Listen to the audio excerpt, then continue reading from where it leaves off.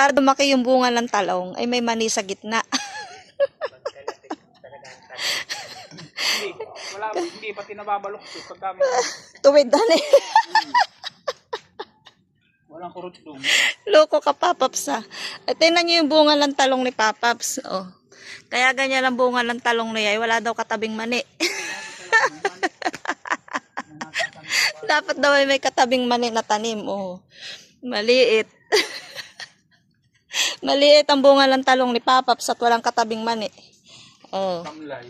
Matamlay daw. Namimitas kami dito sa kanilang garden. Ayan. Para kami ay may maigulay. Kukuha kami ng langka dun. Ayun, ang langka. Yan ang kanilang ulam mamaya. Ayan. 'Di ba? Kapag may tanim, may aanihin. Kaya lang, yung aanihin ni Papaps na talong ay punggok. Kasi daw, walang mani. Nakoy nakapaggamas na si ina yan eh. Oto, may bagong gamas na agad dito. Maaga pa. Mismo. Ayan si Don Militon.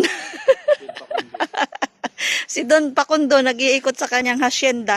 Pakamot-kamot pa ng puwet yan.